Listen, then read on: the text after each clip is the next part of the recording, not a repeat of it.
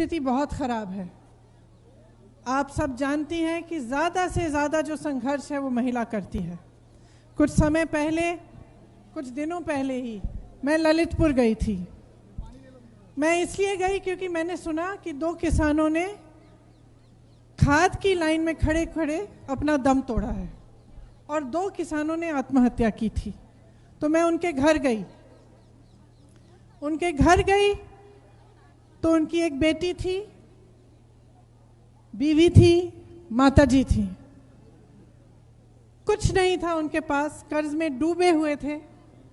खाद की लाइन में खड़े खड़े न खाना मिला न कुछ मिला। घर नहीं आ पाए क्योंकि उन्होंने सोचा कि अगर खाद लाइन छोड़ेंगे तो एक बार लाइन छूट जाएगी तो खाद नहीं मिलेगी। अच्छी बारिश आई थी पहले, उन्होंने सोचा कि थोड़ा संघर्ष करें। संघर्ष करते करते वहां पे उनकी मृत्यु हुई। जब मैं उनकी बेटी से मिली, उनकी बीवी से मिली, तो घर लौटते वक्त मैंने सोचा कि जो भी हो, सबसे ज़्यादा मुश्किल तो महिला पे ही होती है। अब वो माँ, वो बेटी अकेली अकेली क्या करे। जो कमाने वाला था वो रहा नहीं, घर में और कोई कमा नहीं रहा था। इसी तरह से चाहे कोई भी समस्या हो सामाजिक, उसका पूरा बोझ महिला उठाती है। आप सब अपने घरों में महंगाई का बोझ उठा रही हैं। 250 रुपए की सरसों का तेल मिल रहा है आपको। सरकार कहती है 1 सिलेंडर पकड़ा दो, 1 मुफ्त का सिलेंडर दे दिया और सोचती है कि अपना काम ही खत्म हो गया है। आप उस सिलेंडर को भरवा नहीं पा रहे हैं। नया सिलेंडर 1000 रुपए का मिल रहा है। सरकार ने ये सोच रखा है कि महिलाओं के लिए ये तोहफे देकर सब काम पूरा हो जाएगा। आपकी शक्ति पहचानना नहीं चाह रही है सरकार, आपको आगे बढ़ाना नहीं चाह रही है। जब महिला आगे बढ़ना चाहती है तो तरह तरह की समस्याएं उसके सामने आती हैं। आप सब ने देखा होगा, यहाँ जो अधिवक्ता बहन थी जो बात कर रही होगी, कितना संघर्ष किया होगा आपने यहाँ तक पहुँचने के लिए, जिस तरह से आपने किया है। और जिस तरह से जो लड़की जो अभी डॉक्टर शिक्षा कर रही है डॉक्टर बनने के लिए, वो भी कह रही थी क्या संघर्ष था उसका कि यहाँ पे मेडिकल कॉलेज नहीं है, उसको कहीं और जाना पड़ा। एक बहुत बड़े संघर्ष होते हैं महिलाओं के लिए, जिनको आप सब झेल रही हैं, आप सब कर रही हैं। यहाँ आपके क्षेत्र में पानी की व्यवस्था नहीं है। एक एक नल से 10-10 लोग पानी ले रहे हैं। 10-10 परिवार एक नल पर निर्भर हैं। उद्योगों का अभाव है। रोजगार नहीं मिलते। कोरोना के समय आप सबने देखा, जब लॉकडाउन हुआ तो जितने भी यहाँ से प्रवासी परिवार थे, कितना संघर्ष करके वापस आए। सरकार ने उस समय मदद नहीं की। उस समय कोई बसें नहीं लाए आपके लिए। 19 तारीख को मोदी जी यहाँ भाषण देने आ रहे हैं, कल से बसें तैयार हो रही हैं। तो जो आपकी समस्याएं हैं उनको हल करने के लिए आप कैसे काम करेंगे? देखिए, ये आपको बहुत अच्छी तरह से समझना पड़ेगा कि आपके लिए कोई और संघर्ष नहीं करेगा। महिला का संघर्ष उसका अपना संघर्ष होता है।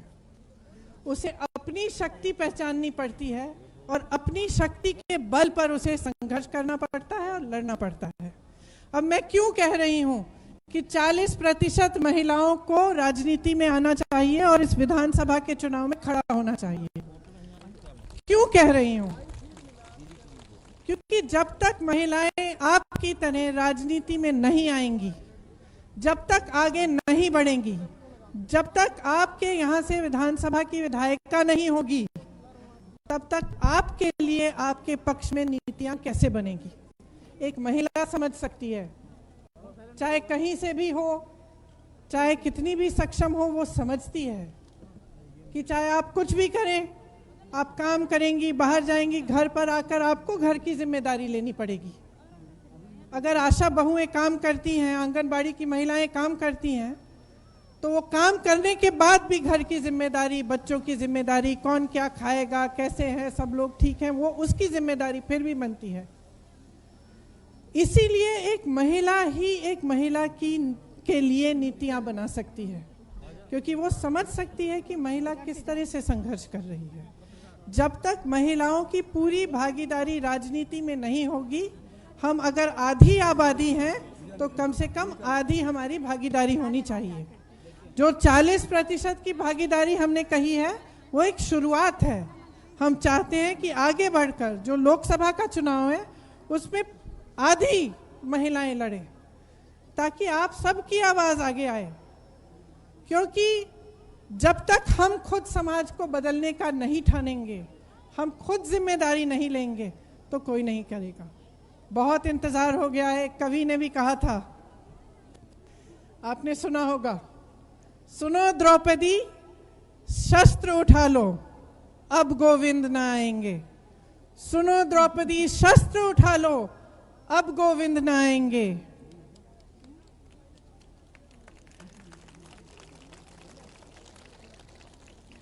कब तक आस लगाओगी तुम, कब तक आस लगाओगी तुम बिके हुए अखबारों से। कब तक आस लगाओगी तुम बिके हुए अखबारों से।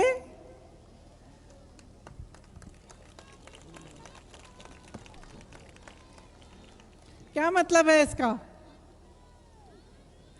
इसका मतलब है कि तुम्हारी लड़ाई लड़ने के लिए कोई नहीं आ रहा है।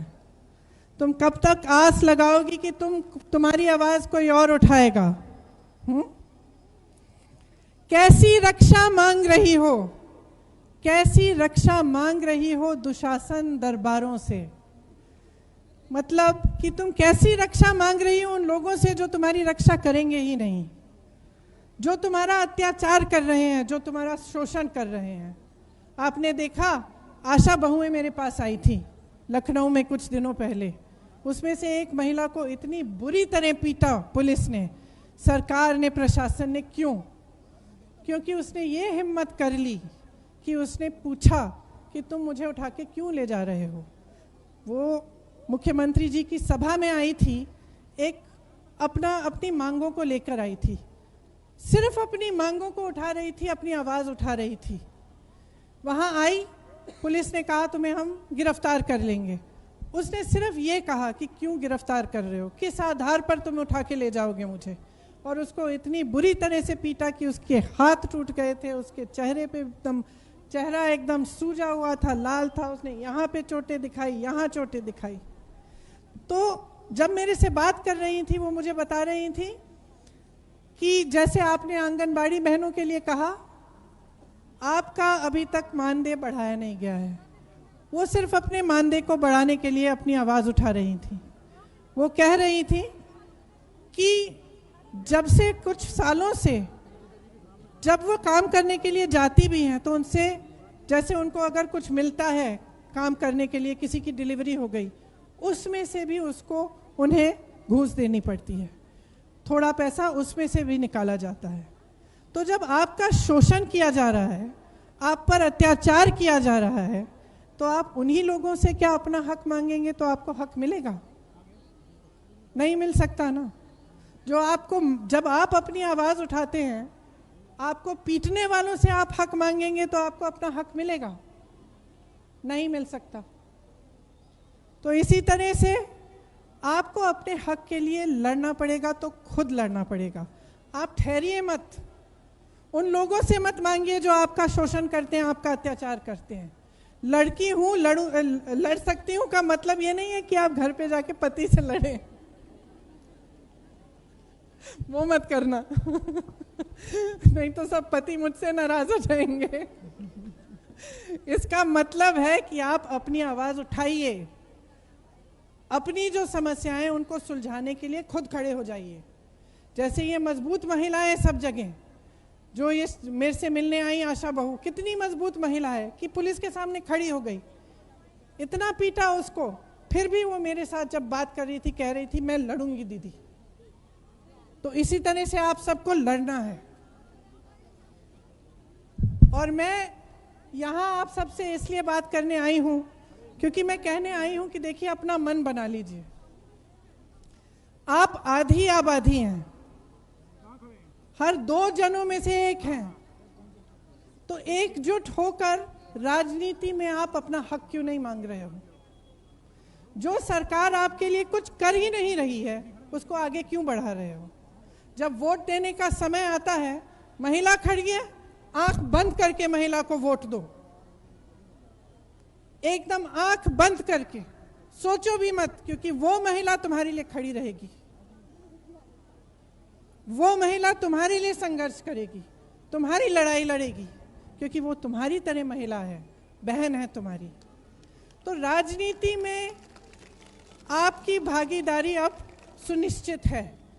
जो पहल कांग्रेस पार्टी ने की है उसको कभी कोई रिवर्स नहीं कर सकता, उसका अंत नहीं हो सकता। अगर इस बार 40% महिलाएं लड़ेंगी, हो सकता है कुछ महिलाएं सक्षम हो, जीत जाएं, कुछ महिलाएं नहीं हो, जीत न पाए, लेकिन लड़ेंगी। और लड़ने से एक बहुत बड़ा बदलाव आएगा समाज में और राजनीति में, क्योंकि वही महिलाएं अगली बार फिर से लड़ेंगी, और अगली बार जब लड़ेंगी तो और भी ज़्यादा सक्षम होकर लड़ेंगी, और कोई ऐसा राजनीतिक दल नहीं होगा जो उनको रोक पाएगा। सबको यही पहल करनी पड़ेगी, आगे जाकर सबको महिला का हक देना पड़ेगा। इसीलिए आप समझ लीजिए कि ये जो हमने पहल की है ये कितनी महत्वपूर्ण है, एक हल्की चीज़ नहीं है। इसमें आपका हक और आपकी लड़ाई है। यहाँ हमने आई नीड माई ग्लासेस, यहाँ एक हमने प्रतिज्ञा पत्र बनाया है। इसमें हम क्या क्या कहना चाह रहे हैं, देखिए, कुछ तो ऐसी प्रतिज्ञाएं हैं, इस तरफ भी आ जाती हूँ, कुछ तो ऐसी प्रतिज्ञाएं हैं जो महिलाओं के लिए और पुरुषों के लिए, दोनों के लिए है, लेकिन इससे फायदा आपका भी बहुत होगा। पहले मैं वो पढ़ लेती हूँ। तो किसानों का पूरा कर्जा माफ करेंगे, गेहूं और धान 2500 में खरीदा जाएगा, और गन्ने का किसान 400 रुपये पाएगा। आपकी बड़ी बड़ी बिजली के बिल आते हैं, काफ़ी बहनों ने मुझे बताया कि बिजली नहीं आ रही है लेकिन बिल ज़रूर आ रही है। तो जो बिजली की बिल है उसको, सब बिलों को हम हाफ कराएंगे। कोरोना काल में जो बकाया था, खास तौर से जो छोटे छोटे व्यापारी हैं, छोटे दुकानदार हैं, कोरोना काल में उनको बिजली की बिल फिर भी भरनी पड़ी, लेकिन काम धंधा बंद हो गया था, तो उनके लिए हम पूरी तरह से वो बिजली बिल माफ कराएंगे। कोरोना की जो आर्थिक मार थी, जो सबसे गरीब परिवार हैं, जो सबसे ज़्यादा कोरोना से प्रभावित हुए, जिनकी आमदनी प्रभावित हुई, उनके लिए 25,000 रुपये दिए जाएंगे। 20 लाख सरकारी रोजगार हम बनवाएंगे, जिसमें से हम चाहते हैं कि 40% महिलाओं को जाएं।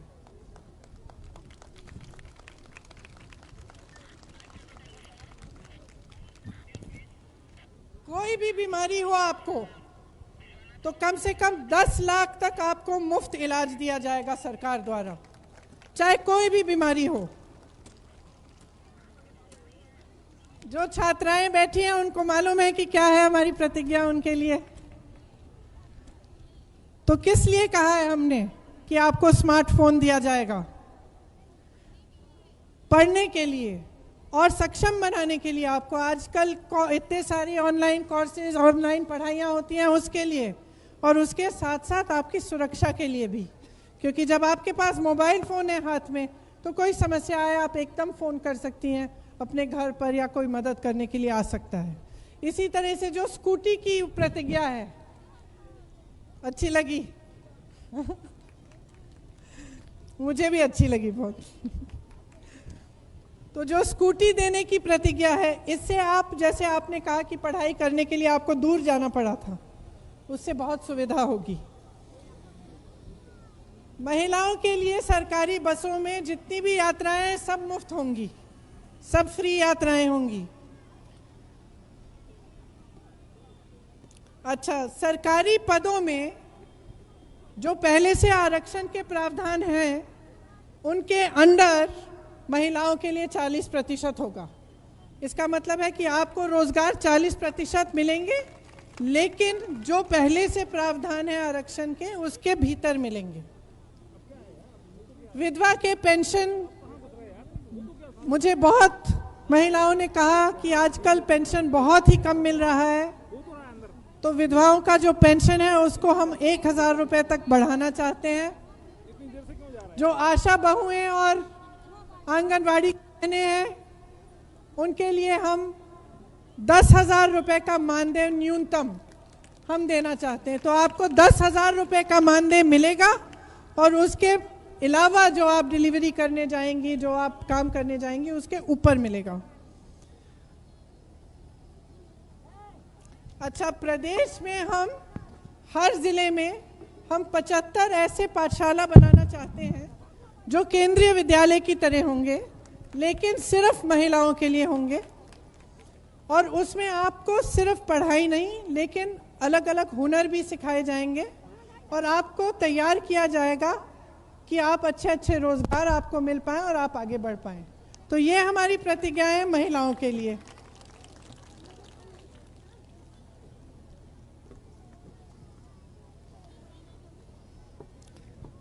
तो देखिए, मैं 1.5 सालों से यूपी में काम कर रही हूं। आपकी तरह मुझे बहुत सारी बहनें बेटियां मिलती हैं। मैंने बहनें और बेटियां कहा, लेकिन मैं हमेशा कहती हूँ कि हम पहले लड़की हैं, हम पहले महिला हैं। और आप सब संघर्ष कर रही हैं। मैं चाहती हूँ कि आपके संघर्ष में मैं शामिल हूँ और आपकी आवाज़ मैं उठाऊँ। मैं चाहती हूँ कि एकजुट बनकर हम इस प्रदेश को बदलें, इस समाज को बदलें और हम इस यहाँ की राजनीति को बदलें। राजनीति में आजकल बहुत क्रूरता है, हिंसा है।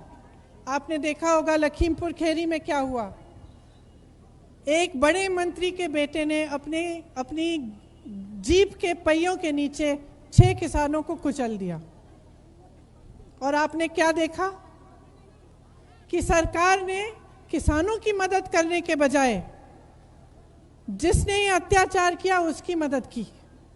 आज भी वही मंत्री प्रधानमंत्री जी के मंच पे खड़े रहते हैं।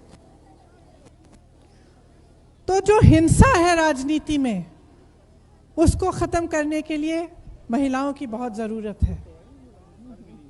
महिलाएं हम जैसे बच्चों को पालते हैं, हम में करुणा होती है, सिर्फ अपने बच्चों का ध्यान नहीं रखते, किसी और के बच्चे की किसी कोई समस्या हो, बीमार हो, हम मदद करते हैं। ये जो करुणा का भाव है, सबको मदद करने का भाव, सबको आगे बढ़ाने का भाव, ये महिला में ज़्यादा होता है। इसीलिए ये करुणा भाव राजनीति में लाने के लिए, महिलाओं को सक्षम बनाने के लिए और राजनीति में जो हिंसा है, क्रूरता, उसको दूर करने के लिए, महिलाओं पे जितने अत्याचार हैं उनको ख़त्म करने के लिए ये बहुत बहुत ज़रूरी है कि आप सब यहाँ से घर जाकर भी जितनी भी आपकी बहनें हैं, सहेलियाँ हैं, आपकी बेटी हैं, सबको समझाइए कि महिलाओं को मजबूत करना है। इस चुनाव में जहाँ जहाँ महिला खड़ी होगी वहाँ वहाँ आप उनको मजबूत बनाइए, उनके संघर्ष में शामिल होइए, ताकि हम राजनीति को बदलें, समाज को बदलें और पूरे देश को बदल पाए। आप सबको बहुत बहुत धन्यवाद। खूब इंतज़ार किया आपने यहाँ मेरे लिए, और अब गर्मी भी हो रही है, आप शायद घर जाना चाहेंगी। धन्यवाद। जय हिंद।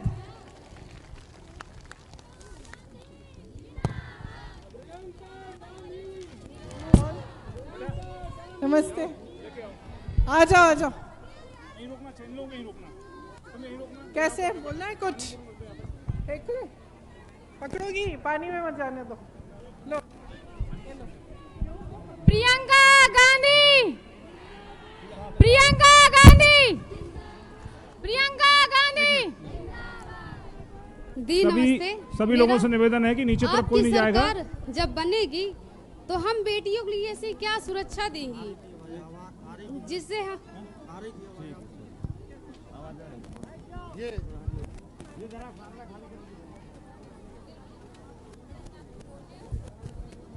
बोले बोले बोले देखो बोल रहे हैं नारा नारा नारा नारा नारा नारा नारा। कांग्रेस पार्टी, कांग्रेस पार्टी 4 चीजें सोचिए, लड़की हूँ की सुरक्षा। के लिए। अच्छा, Where is your manifesto which you wrote?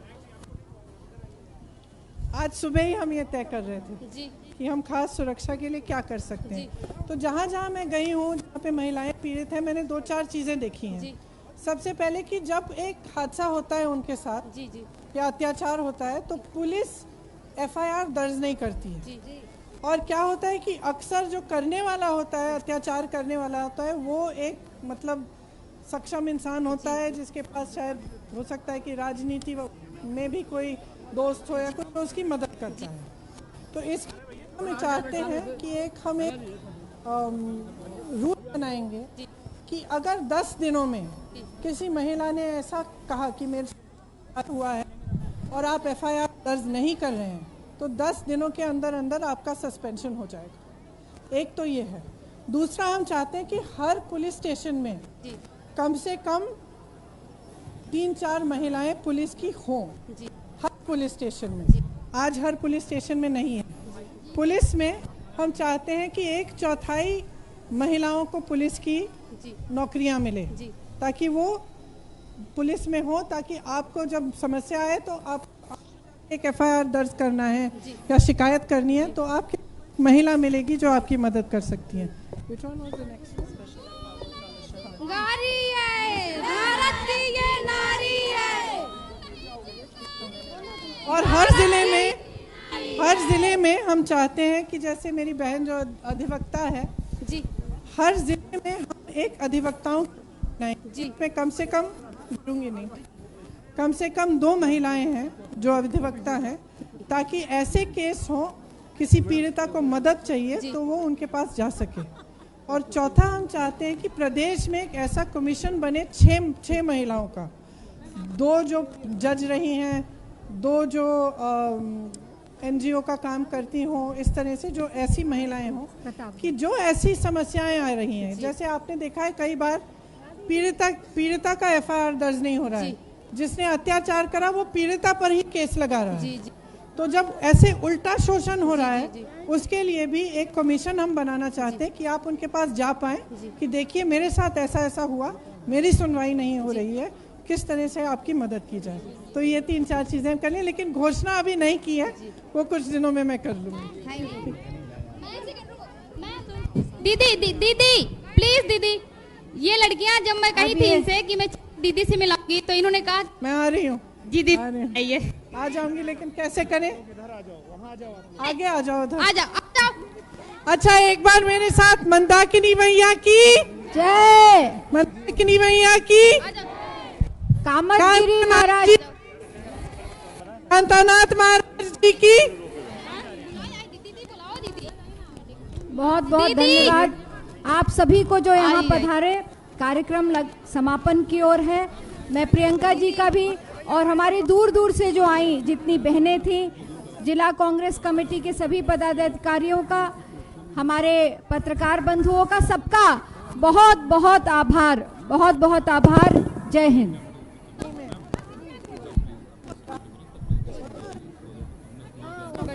उनके साथ मत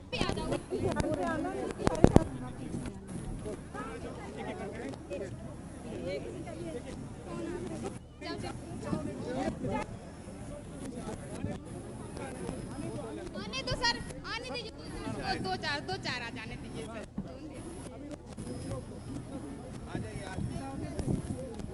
मेरा फोन किसके पास है?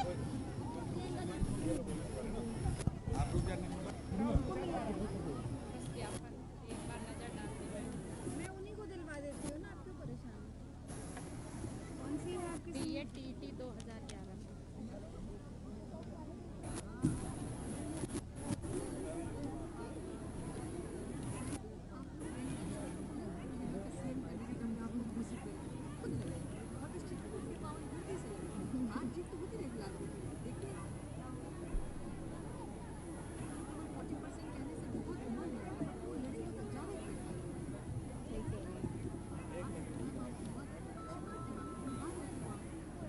हम लोग तो चाहते ही हैं।